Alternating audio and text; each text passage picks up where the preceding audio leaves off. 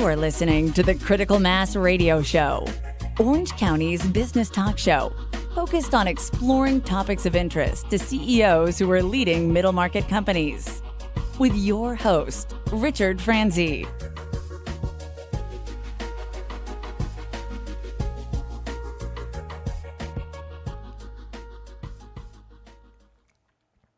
Hello and welcome to this special edition of Critical Mass Radio Show and Podcast. This is our LinkedIn Live edition, and I am really excited to be doing this show today with my good friend, special guest, Angelo Ponzi. In the spirit of full disclosure, I've known Angelo for quite some time. I do consider him a friend as well as a professional acquaintance. He's a member of the Renaissance Executive Forum's Orange County community, and I've invited him on the show today to talk about marketing in COVID-19. Angelo, welcome to Critical Mass Radio Show and LinkedIn Live.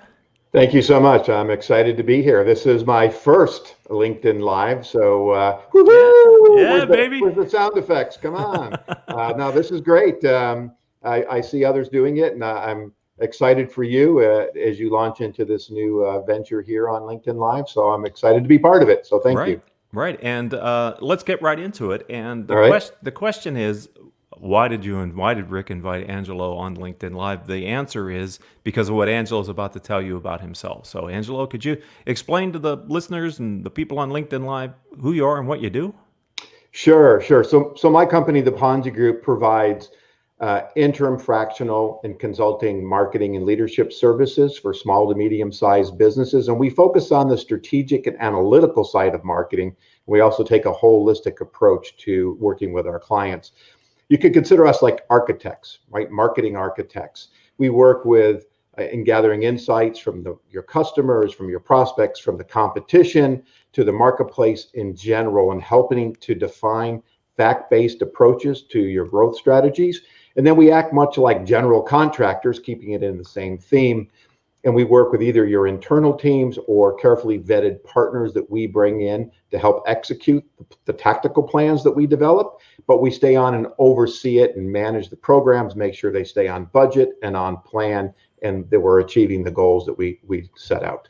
And that's really an important positioning, and I just want to sit on that for a second, if we can here, as a marketing architect, because I've seen the work that you've done for clients of the Renaissance community and others here in Southern California that I have a direct relationship as well. And the place that I find that you start is with the strategy, with the understanding of where it is and where you want to go before you get down into the tactics. Frankly, I've seen sometimes some of the clients that we have in common, they're curious by the fact that you want to go up a level rather than get down and get deep real quickly. Can you explain why it's important for you and for your clients to kind of have a starting point, which is at a higher level, kind of as an architect? Sure. Well, it's building that foundation, having that foundational framework. It's, again, keeping it the same thing. If our foundation is wrong, everything else, the house that you built, so to speak, is going to crumble. And so by understanding the needs and wants and the approaches to your customers, what's happening with them, what really has changed, especially we're going to talk about COVID. I mean, we have and know people that their entire marketplaces have dried up. And as an organization, now what do they do? So we could run all the tactics in the world, but it's not going to be relevant to anybody. So by taking this approach, you really understand the nuances. I had a client, for example, in the software industry, and they had 5 different verticals that they were targeting. They had one message across all 5 verticals, and the relevancy of their message really didn't hit home in really any of them. And so by doing the research, we were able to find those nuggets of information, if you will, those nuances that we could focus on in developing the messaging and then trickling that down, if you will, into the tactical pieces. So when we were communicating, regardless of where they were in their customer journey, the messages we were delivering and the information we were delivering was really relevant. And that's why I start there. So what type of companies do you generally work with? And what's your niche, Angelo?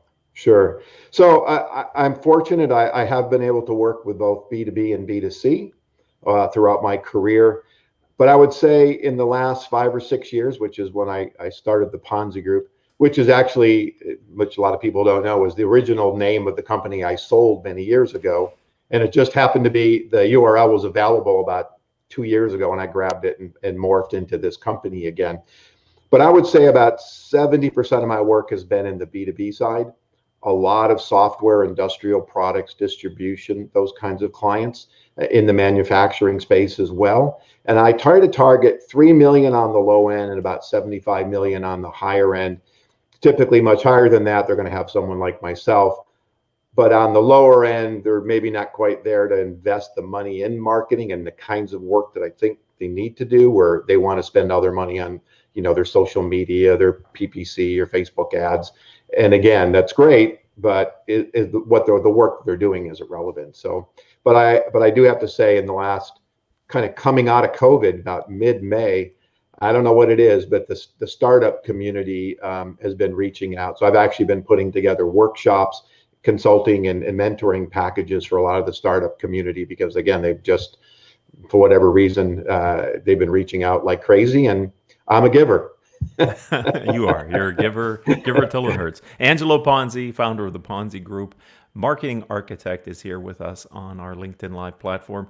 So let's get to the meat of what I was hoping to learn from you today.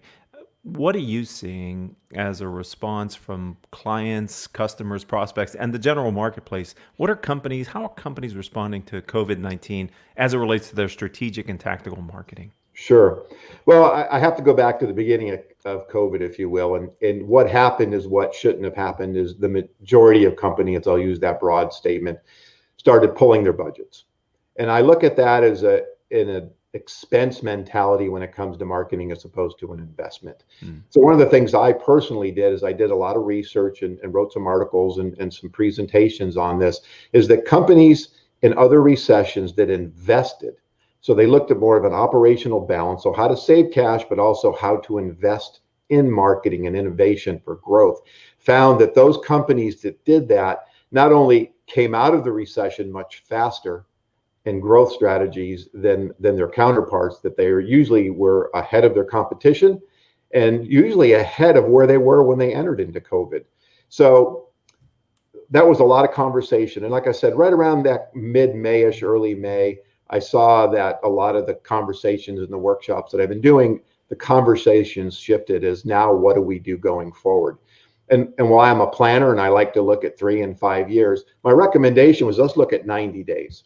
Let's have a rolling 90 days so we can react quicker, because we really don't know what's going to happen. We all thought we were coming out of this not too long ago, and now, lockdowns and COVID is increasing. So yeah, we have to be cautious. We have to make sure we don't make the same mistakes that you made before.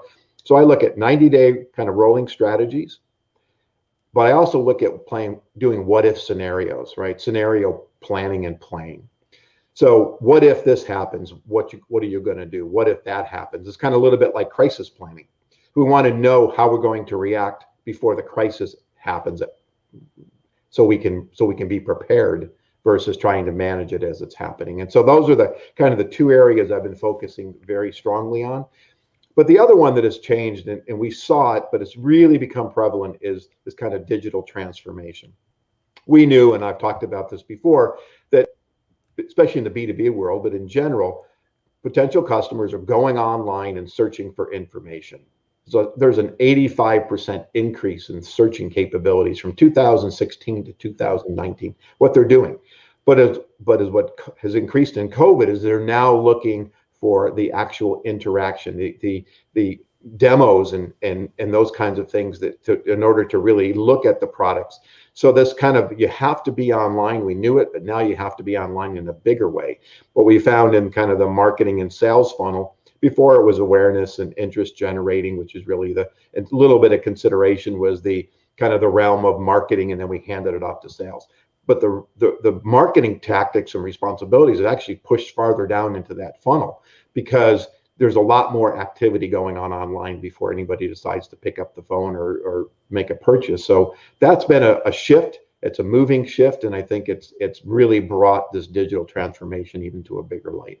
That's interesting you say that, because it seems like COVID has accelerated a number of trends that were already in business, and it sounds like that is one of the trends that it didn't create. It's just accelerating in the marketplace. It's been my experience watching several recessions and then the recoveries that follow, that the companies who seem to get the cheapest market share are those that recognize they're in the recovery before the rest of the companies in their space maybe realize it. The tendency is to pull back during tough times and not spend. Like you said, it's an expense, not an investment. So it's almost like market timing. I don't know. The only way I know to be good in the stock market is to be in the stock market. And so Right. I sort of feel that way maybe about marketing a little bit as well. But can you put a finer point on that from your experience as far as being there in the early days? Do you support that? Being there early is when you can get some really good market share inexpensively? Well, absolutely. I've said it probably 10 times already. It's about being strategic. It's understanding what your competition is doing and looking for those gaps and those opportunities. It is a way to focus. If you see your competition moving into a new marketplace, for example, because maybe they have to, or maybe because they've identified an opportunity, if you're watching them, you can go take a peek. Guaranteed, if you're doing it, they're watching you. So looking at, I think I mentioned earlier, as a client that's marketplace that they sell to has been hurt by COVID. Now what are they going to do? Right? They can wait and things come back, or you can be aggressive and look at how can you take the products and services that you have and broaden it out to adjacent markets or potentially even new markets altogether. So I think that those companies that are kind of doing these things and doing those 90-day sprints and really reevaluating how they're approaching and selling and marketing and business in general are going to be able to grow much quicker. And to your point, grab share, especially in new market opportunities, right? You could potentially become a leader in a new market segment with your products and services. Now, the other people coming in are the challengers, right? There's that whole challenger leadership mentality in the way you market, the way your voice of your brand.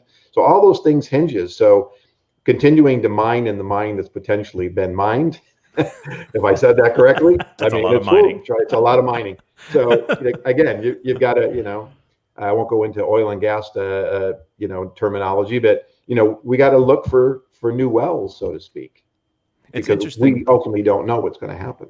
Sorry, but I think you're capitalizing on a trend because I believe one of the trends that is coming out of this COVID-induced slowdown, recession, call it what you're comfortable calling it, people, is that there will be more entrepreneurs minted because either they get laid off and they realize they need to take control of their career, whatever that may be. It just feels like to me we're going to see a bounce, or we're seeing a bounce now in formations of early stage companies. And for you to be offering packages and focusing on that market, I think that's really smart of you to be able to take your talents in to help those people to scale their early stage business. Well, again, it's that old cobbler in his son's shoes, right?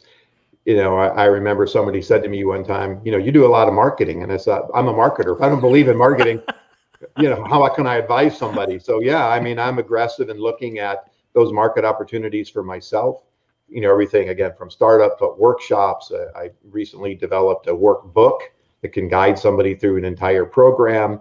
I do videos. I'm developing in the middle of a course. That proverbial book I've been talking about for quite a while. All these things to help propel and look at new market opportunities. Again, 6 months ago, 7 months ago, if a startup came to me and said, hey, we want to get you involved and blah, blah, blah, I might say, no, thank you. But now I see opportunity and I look, and it gives me a chance to evaluate and help see how they're going to grow and if it makes sense to be involved with them. And again, I was there once, we were there once, and we look for people to help and guide us. That was a promise I made to somebody many, many years ago, is how can I thank you? And he said, someday you'll be in a position to help people, help young entrepreneurs, and that's my payback. And so that's what I do. So, and they may not just be young entrepreneurs. The company may be young, but they may be, a little bit more experienced. I was 49 when I started my business. And so, yeah, I know how helpful you've been to me over the years that we've worked together. So if someone would like to get in touch with you, we're kind of crawling along the bottom, how they might be able to find you. But, you just want to tell them as well how they can get in touch with Angelo Ponzi. Sure. The best place is LinkedIn. Say I'm very active there. So you can go to LinkedIn and find me there and connect. Also, send me an email, go to my website that you see crawling there on there. I've got a lot of videos, but I have ebooks, a lot of advice and things you can download. And again, you can even book an appointment right there if you want to have a chat about whatever you're doing. And then my shameless plug is I also have a business radio show and podcast called the Business Growth Cafe.